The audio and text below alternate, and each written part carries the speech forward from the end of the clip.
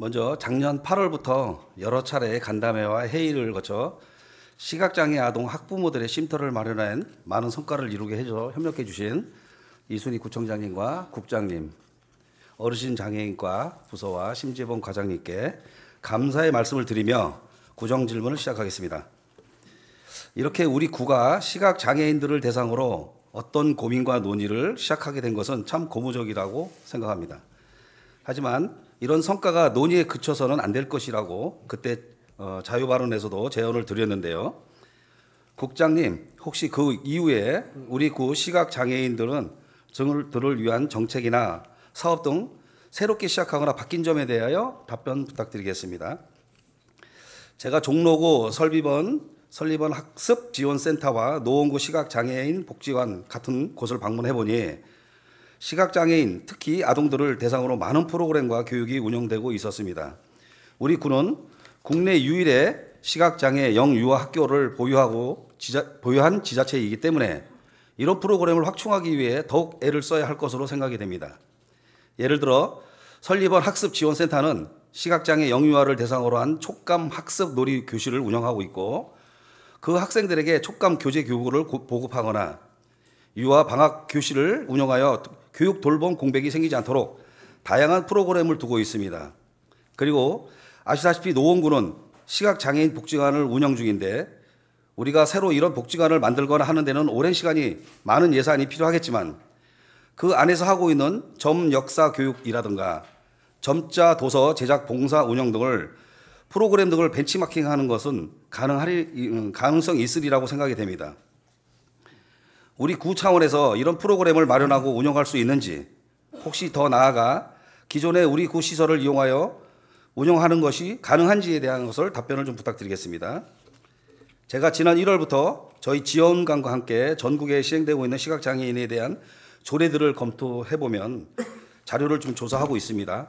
시각장애인 정보 접근권 지원 조례, 시각장애인 이동권 보장을 위한 조례, 시각장애인을 위한 현장 해설 조례 등 여러 가지 종류가 있었습니다. 그중 그냥 하나 두어 개 골라 만드는 것이 아닌 우리 구에 진짜 필요한 정책과 사업을 반영하고 지원이 필요한 부분을 담을 수 있는 조례를 제정하게 된다면 부서에서 지금처럼 적극적으로 협조해 주실 것인지에 대한 것도 답변을 좀 부탁드리겠습니다.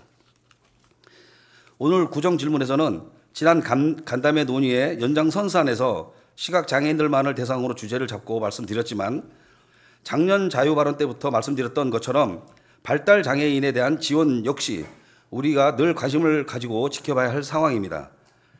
답변을 해주시면서 이 부분과 함께 고민해 주시고 발달장애인과 시각장애인을 모두 포함된 우리 강북구에서 더불어 행복하게 살 수 있도록 함께 해주시길 바라겠습니다. 두 번째 질의를 드리겠습니다. 구정 질문에 앞서 무연고자에 대한 정책 관련 내용이라 복지생활국에서 지정되어 국장님이 앞에 계시지만 주 내용은 보건소와 관련된 것이 있기 때문에 관련 내용은 함께 답변해 주시기를 당부드리며 시작하겠습니다.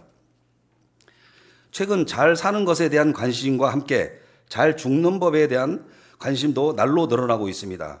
이런 뜨거운 관심을 반영하듯 웰다잉 문화 조성에 대한 논의는 국내외 계속되고 있으며 우리 구도 2018년부터 웰다잉 문화 조성에 관한 조례가 제정되어 있습니다. 웰다잉 문화 확산 및 조성 사업과 교육, 홍보, 임종 준비 등에 대한 다양한 사업 등을 하도록 되어 있으나 제가 아는 바 현재 추진되고 있는 것은 없고 본 의원이 직접 보건소 홈페이지나 웰다잉 관련 키워드 검색을 해도 나오는 내용이 한 건도 없었습니다. 이와 관련해서 조례 내 규정된 지원 사업 등 어떤 것이 진행 중이고 진행되고 있지 않는 사업에 대해서는 그 이유가 무엇인지에 대해서 답변해 주시기 바랍니다.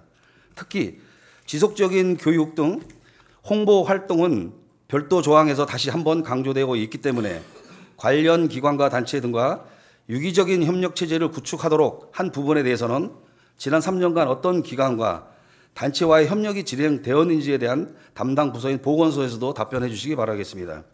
또한 최근 연일 보도되고 있는 고독사 관련 뉴스와 이 조례를 비교해 보면 본 의원은 새로운 고민이 생겼습니다. 노년층의 비율이 30%에 가까운 강북구에서 혼자 살고 계시는 많은 어르신들이 돌아가셨을 때 어떻게 되는지에 대한 고민입니다. 우리 구가 작년에 공영 장례 지원에 대한 조례를 제정하고 무연고 사망자 등이 생겼을 때 서울시에서 인계하여 장례 절차를 지원받을 수 있도록 절차가 마련해 둔 것으로 알고 있습니다. 하지만 이것은 근본적인 해결책이 될 수 없을 것입니다. 먼저 이것을 확인하기 위해 이 조례에 의해서 지원받는 구민들을 시행 이후 몇 명이 되었는지, 그리고 여기에 투입된 예산 규모는 어떻게 됐는지 알려주시기 바랍니다. 그리고 지원 대상에 제한된 것처럼 기초 생활수급자가 아니거나 생활급여 수급자가 아니었는데 갑자기 돌아가시게 된 무연고자 어르신에 대해서도 이 절차에 따라 지원이 가능한지에 대한 질문을 드립니다. 만약 그런 분들에 대해서는 지원이 가능하지 않다면 이는 분명한 복지 사각지대로 보여주는 부분일 것입니다. 웰다잉 문화 조성 독려되는 요즘 무연고자라 또는 독거 노인이 죽었을 때 장례 절차의 인계만 이루어지는 것은 죽어서도 취약계층으로 남는 것으로 생각이 듭니다. 일예로 강동구에서는 일찍이 저소득 1인 가구의 웰다잉을 위한 어르신 생전 정리 사업을 시작하여 성공적으로 운영하고 있습니다. 가족관계 단절과 사회적 고립이 장기화됨에 따라 무연고 사망자와 취약계층의 고독사가 발생했을 때 연고자가 없거나 연고자가 시신 인수를 거부하여 장례 처리 절차 자체가 지연되고 있는 사례가 많이 발생하기 때문입니다. 이에 따라 보건소에서 의학적인 응급 상황을 대비하여 사전 연명 의향서를 제출받든지 이에 대한 연장선으로 사전 장례 주간 의향서를 작성하여 사망 시 연락 가능한 전화번호 관계, 성명, 원하는 장례 방식, 장기 기증 희망 여부 등을 미리 취합해 둘 것입니다. 현행처럼 단순히 공영 장례 절차에 인도를 해주는 것이 그치지 않도록 우리 구 취약계층 무연고자의 사망 시 대책에 대하여 검토해 주시고 답변해 주시기 바랍니다. 공영 장례 절차의 인도는 사망한 국민에 대한 국가의 당연한 책무이지만 적극 행정을 꿈꾸는 강북구는 여기에 더 한 발 나아가 구민의 진심을 반영할 수 있도록 함께 고민해 주시길 바라겠습니다. 이상으로 구정집을 마치겠습니다. 감사합니다.